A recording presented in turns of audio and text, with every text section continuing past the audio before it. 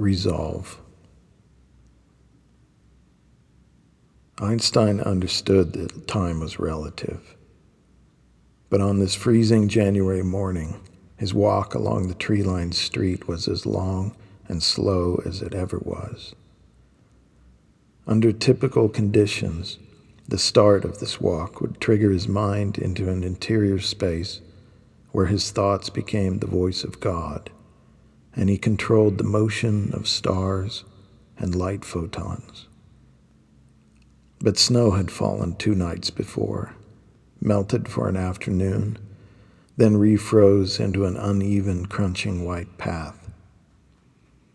The journey to the Institute would take more than half an hour of treacherous, careful stepping, and the only thing he could think about was the Germans.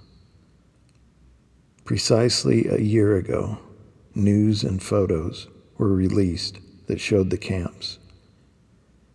Skeletons taut with skin, haunted eyes, those dirty striped uniforms, piles of gaunt white bodies in front of buildings with ovens. They were his people, Jews.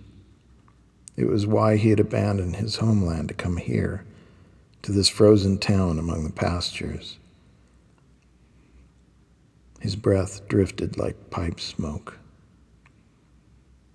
When he breathed in, his lips chilled. The chill had settled into his overcoat and into his body.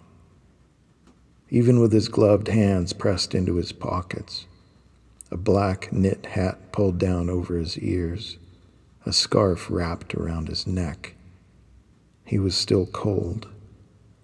And to think, those prisoners at Auschwitz had stood in this same kind of cold a year ago, waiting to see if the Germans would return after fleeing with their papers and stolen possessions in those damned Nazi sedans, freezing in their tattered prison uniforms, many without shoes on their feet.